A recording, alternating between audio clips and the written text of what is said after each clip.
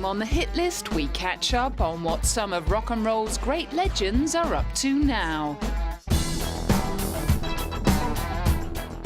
Back in 1967, when a 25-year-old Paul McCartney sang about losing his hair and renting a cottage on the Isle of Wight in When I'm 64, he could have had no idea that the song would come back to haunt him nearly 40 years later, having become the most successful composer and musician in the history of popular music.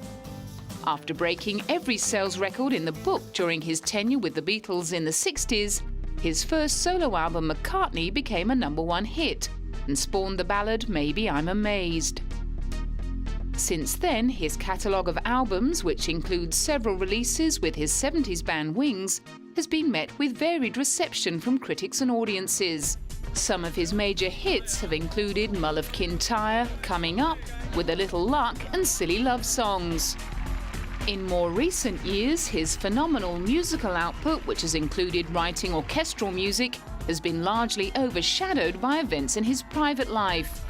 In 1998, the British public joined him in mourning the death of his wife of nearly 30 years. Linda McCartney had become a household name in her own right for her success as a photographer and her commitment to animal activism. Less than 2 years later, his fans were stunned to see him flaunting his new relationship with anti-landmine campaigner Heather Mills, whom he married in 2002.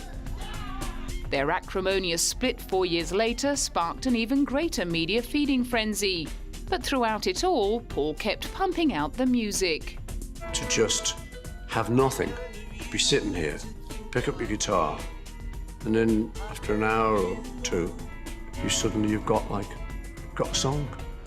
And some people, if it works, gonna go, I love that one, or whatever, you know. And it's like, wow, yes, it's like baking a great cake or something.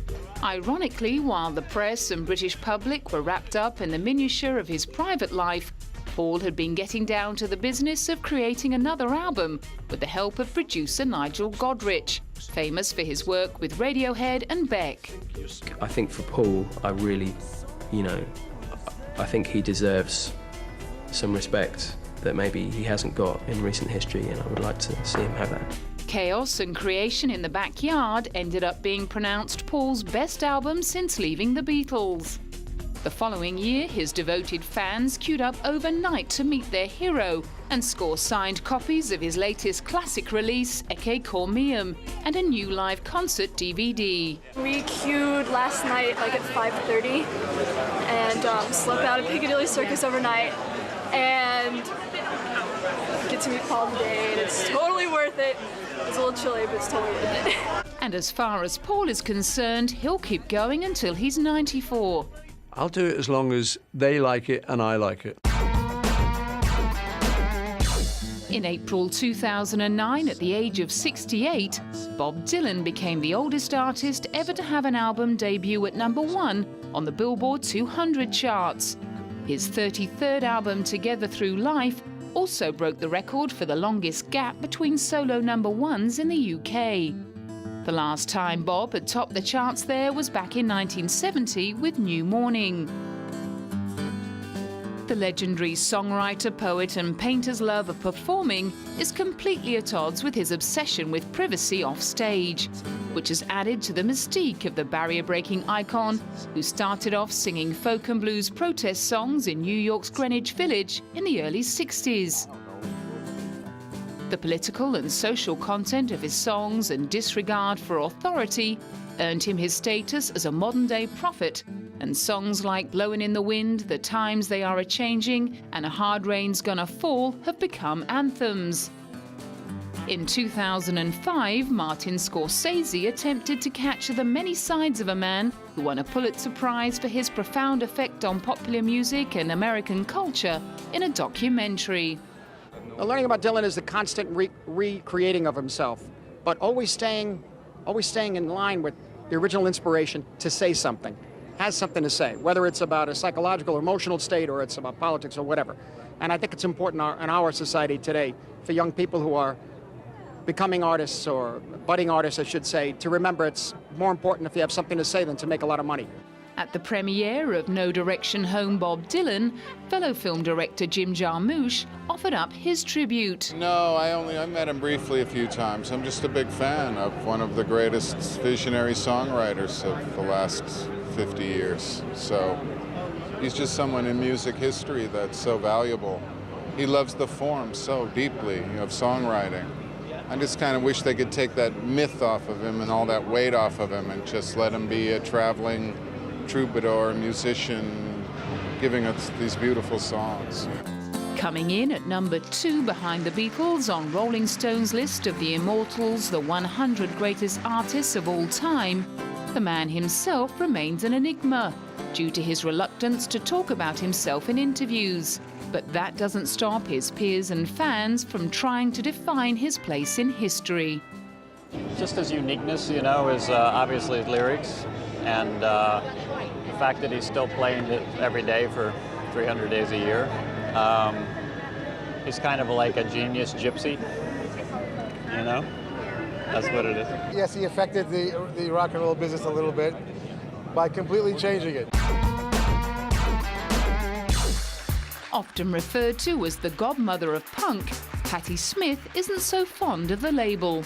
Every time you see a journalist that calls me a punk rocker, it's because they don't have the imagination or the professional intelligence or curiosity to see the full breadth of what I've done and what my band has done. So it's really just lazy journalism. The daughter of a jazz-singing Jehovah's Witness, she was born in Chicago in 1946 and in the late 60s moved to New York, where she frequented fashionable nightclubs and befriended musicians and photographers such as Robert Mapplethorpe. She formed the Patti Smith Group and built a cult following through performances at the legendary New York punk rock club CBGB's. Her debut album Horses, released in 1975, subsequently inspired many big names in rock and remains at number 44 on Rolling Stone's list of the greatest albums of all time.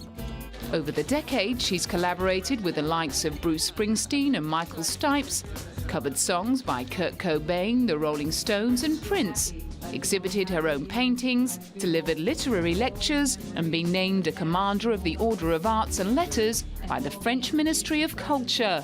Trying to capture it all in a movie was a challenge that filmmaker Steven Sebring had to say yes to. I mean, she does so many things. I mean, how could you not, you know? I always think of this movie as like a fine wine, you know? And we had no design. You know, I didn't have a design. She didn't hire me to film her. It just sort of happened naturally. After working with Steven for 12 years, Patti was determined to see Renaissance Woman as much more than a documentary. One of the reasons I like working with Steven is he wasn't interested in doing a so-called rock documentary. He was interested because I paint, I take photographs, politically active, I'm a mother, and he was interested in everything that I do, and so that rock and roll, although is quite important, is in its place in accordance with my life. And I was very pleased with that, because I would like, you know, if one is going to be perceived publicly, I would be happier being perceived as more well-rounded and not concentrated in one area. And those fans hoping to get a chronological account of Patti's life and career had better look elsewhere. Time, you know, we don't live such linear lives. You know, we're always accessing the past and hoping for the future. And so the movie, without being too confusing, I believe has a sense of past, present, and future happening almost simultaneously, because that's how we are as human beings. We carry our whole life with us. New Jersey's favourite son, Bruce Springsteen, supposedly got stuck with his nickname The Boss while still a teenager in the 60s.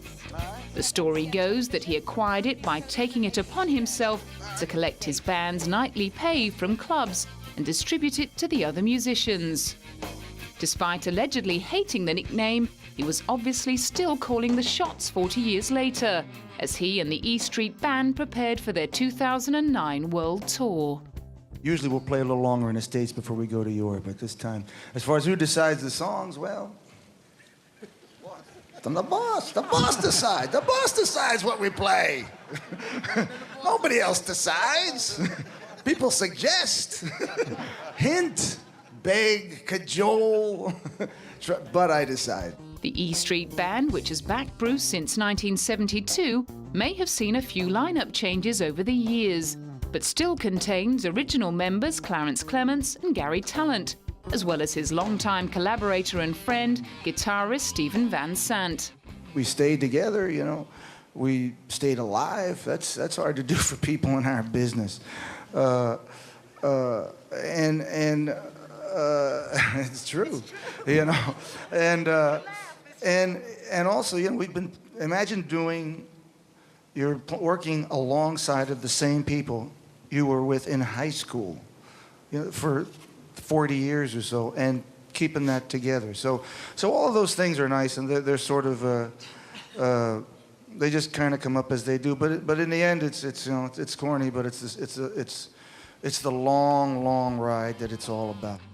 The Long Ride has included releasing 8 Billboard 200 #1 albums, the most famous of which was Bruce's 1984 smash Born in the USA, which sold 15 million copies to become one of the biggest selling albums of all time.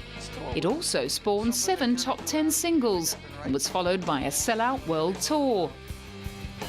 The album's title track, which was in fact a criticism of the US government's treatment of Vietnam veterans, was misconstrued as jingoistic by some politicians and corporations. But his famously blue-collar views have led to strong associations with the Democrat Party, and he was invited to play at Barack Obama's inauguration concert. He also recently won a Golden Globe Award for his song The Wrestler, which featured in the 2007 film of the same name starring Mickey Rourke. And before heading out on tour in 2009, he and the band warmed up with a little halftime gig at the Super Bowl. I think that really why we said yes this year, they asked us many times, and was because, one, we have a new album coming out, dummy. Come on, there's a new record in the stores, you know. So just happened to come out this past week. So we have our mercenary reasons, of course, you know, and besides our deep love of football. Chrissie Hynde, originally from Akron, Ohio, spent most of the 70s desperately trying to get a band together in London.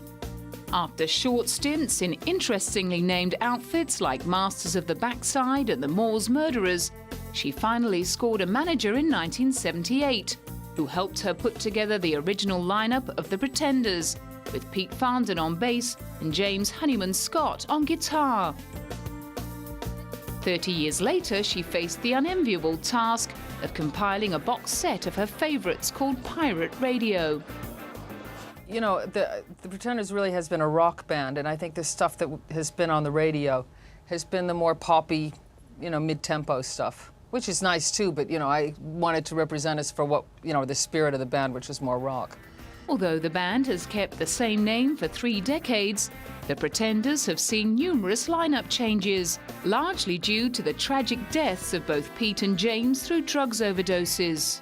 No, I never thought the Pretenders could exist outside of me and Pete and Jimmy and Martin, the original Pretenders. If one of us left the band, I thought we'd have to change the name and start all over. And then when Pete and Jimmy both OD'd on drugs within the space of a year of each other, and, you know, it got all, you know, a lot of events which we hadn't anticipated came very quickly, and well, how can I say this without sounding really crap? But yeah, I really kept the thing going as a tribute to the band, and also I was, you know, I think in retrospect quite traumatized by the way things had gone.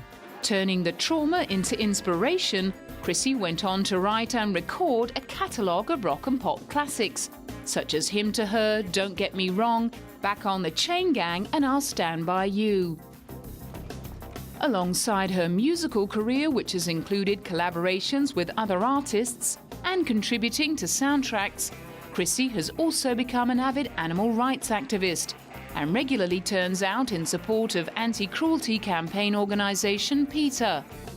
However, when it's time to strap on that Fender Telecaster, all she wants to do is rock. I'm not trying to say anything. You really play guitar in a rock band because it's, you know, it's more fun than being a waitress. That's all it was for me. I don't think I broke any ground or did anything different. Well, I know I haven't. Throughout his many splendid 40-year career, David Bowie has succeeded where almost every other enduring popular artist has failed. Continually courageous in his avant-garde style choices, he's kept a miraculously clean sheet of fashion faux pas. He released his first solo album in 1967, but it wasn't until 2 years later that he got his commercial breakthrough with the single Space Oddity. 4 decades and 25 albums later, he's amassed a fortune of around £100 million. It's a struggle to understand how I'm no longer 20. I don't know anybody else this has ever happened to. Most people, they get to 20, and then they stay 20. It didn't happen for me, though. I just went on and on and on, and suddenly I'm 56. In 1972, he burst out of another chrysalis as the androgynous extraterrestrial Ziggy Stardust. Audiences were said to have found his live shows so exhilarating that people were having sex in the aisles. He certainly wasn't thinking about the future. It didn't occur to me that, you know, rock and roll ever had a life that long, you know. Well, nobody at that particular time really thought it would become something. Myself and my contemporaries of my age, I guess it's all new ground to us, you know. We're just learning what to do with it at this age and still playing rock and roll. Because we're the first bunch that have gotten that far along, you know. Into the 80s, he introduced himself to a whole new generation as a suave lounge lizard and scored his biggest commercial success ever with the album Let's Dance. It spawned 4 hits: Ashes to Ashes, Let's Dance, Modern Love and China Girl, confirming his status as a transgenerational sex god. At the end of the decade, he formed the hard rock quartet Tin Machine. They released 2 studio albums and a live record. The band received mixed reviews and a somewhat lukewarm reception. But then David Bowie's continual reinvention has never had a commercial incentive. It's for selfish reasons as much as anything else. It's to keep us interested, you know. Because I think if the artist's interest goes, it plays to the audience that way, and you don't want to go and see an artist who looks bored stiff with what he's doing. Now in his 60s, he's still a workaholic, but his early hedonistic outlook has matured. It's rather disturbing because when you're young, you think so much is important, including oneself. But as you get older, I think you find less and less is important, apart from some very fundamental things. One of them being a love of one's fellow man and a care for their survival and a care for one's immediate family, then friends, and then wider, like a circle, like ripples in water. New wave band Blondie came by their first commercial success by accident in 1977, when an Australian music television show played the B-side of their single Ex-Offender by mistake. In the Flesh became a hit, and the band's lead singer Debbie Harry went on to front a barrel of eclectic hits, including Denis, Heart of Glass, One Way or Another, Call Me and Rapture. Debbie's wide-jawed beauty, trademark dyed blonde hair and trashy style immediately captured the imagination of music journalists, photographers and fans. Her identity began eclipsing that of the band and led to ructions within the group. After several splits and shake-ups, only 4 of the band's original members remain. In 2006, when all 7 original members of Blondie were inducted into the Rock and Roll Hall of Fame, former member Frank Infanti begged to perform with the current lineup, but was rebuffed by the famously feisty frontwoman. If it hadn't been for the fact that they had, you know, all 3 of those guys sued us at various times for different things, you know, which I think was really intolerable. It's much better to pick up the phone and talk to somebody than to take them to court. And so, you know, I don't know. There's just a limit, you know. I think that really set the limit for me. At the age of 60, she was proud to have been one of the first white female musicians to rap lyrics on their 1981 hit, Rapture. I don't think I'm really a rapper, but I think it was an homage to rap and to a form of music that we found very exciting and really interesting. And I don't know, to me it was like folk music for black kids. You know, it's like the 60s had a folk music for white kids, you know, it was all sort of traditional. But I think that in terms of the voice of the people just getting up and saying what's on their mind, you know, I really always sort of equated those two things. Like Patti Smith and the Ramones, Blondie first gained a following by playing regular gigs at New York CBGBs. And over the decades, they've stuck to playing smaller venues. I think I like sort of like somewhere between 2,000 and 5,000, you know, places. I'm used to that. That's mostly what we've been playing over the years. We've never really developed a show for big stadiums. We've never been a real stadium band, although I would like to be. I would love to have a really great, you know, big stadium show. 2 years later, she got the chance, as she and the rest of Blondie set off on a world tour to commemorate the 30th anniversary of their classic album, Parallel Lines. Back in 2003, after more than 2 decades, folk troubadours Simon and Garfunkel put aside their differences and reunited for their first US concert, performing the hits that made them folk icons in the 60s, like Mrs. Robinson, The Sound of Silence, and Homeward Bound. Boyhood friends, the two started recording together at the age of 15. Paul Simon wrote the poetic lyrics, and Art Garfunkel had the soaring voice. Together they made sweet harmonies, and eventually sold more than 40 million albums in the US. The duo broke up in 1970 upon the release of their most successful album, the appropriately titled Bridge Over Troubled Waters, and Paul went on to pursue a successful solo career. Tussles over royalties and credit for work drove the two friends further apart, but after being honoured with a Lifetime Achievement Award at the Grammys in February 2003, the idea for the Old Friends Tour was born. Really, we are our oldest friends. We've known each other since the age of 11. And whatever it was, the squabbles as they're called, that's pretty much what it was, just squabbles. It was time to just say, forgive, forget, move on. It's not like you have forever in life. So the Grammys was our opportunity to do that. Over 1 million fans had come out to see the duo at an earlier reunion concert in New York Central Park in 1981, but clearly they hadn't been quite ready to bury the hatchet just yet. Remember when we came off the stage, I said, well, we didn't do our vocal thing quite like we can. I don't think it happened. And you said, you're crazy. They love the show. What do you want? This is what he said. We walked off the stage, and I said to him, what do you think? And he said, disaster.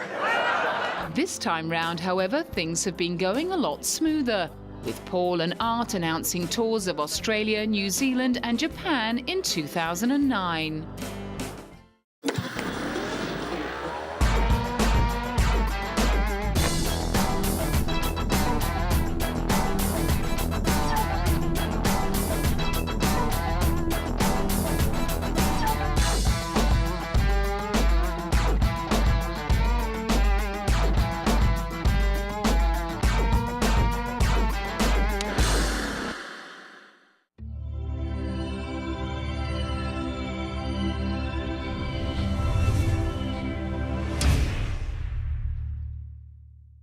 With his 70s band Wings, has been met with varied reception from critics and audiences.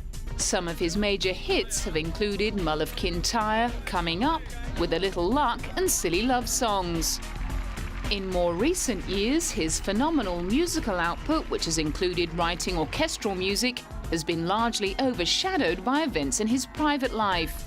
In 1998, the British public joined him in mourning the death of his wife of nearly 30 years. Linda McCartney had become a household name in her own right for her success as a photographer and her... Some people, if it works, are going to go, I love that one, or whatever, you know, and it's like, wow, yes. It's like baking a great cake or something. Ironically, while the press and British public were wrapped up in the minutiae of his private life, Paul had been getting down to the business of creating another album with the help of producer Nigel Godrich, famous for his work with Radiohead and Beck. I think for Paul, I really, I think he deserves some respect that maybe he hasn't got in recent history, and I would like to see him have that. Chaos, a commitment to animal activism. Less than 2 years later, his fans were stunned to see him flaunting his new relationship with anti-landmine campaigner Heather Mills, whom he married in 2002. Their acrimonious split 4 years later sparked an even greater media feeding frenzy. But throughout it all, Paul kept pumping out the music. To just have nothing, be sitting here, pick up your guitar, and then after an hour or two, you've got a song. And so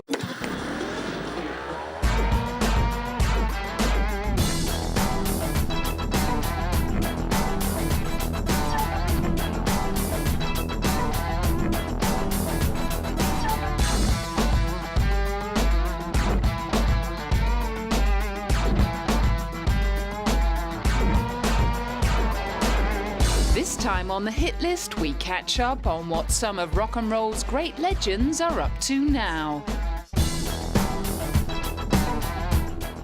Back in 1967, when a 25-year-old Paul McCartney sang about losing his hair and renting a cottage on the Isle of Wight in When I'm 64, he could have had no idea that the song would come back to haunt him nearly 40 years later, having become the most successful composer and musician in the history of popular music. After breaking every sales record in the book during his tenure with the Beatles in the 60s, his first solo album, McCartney, became a #1 hit and spawned the ballad Maybe I'm Amazed. Since then, his catalogue of albums, which includes several releases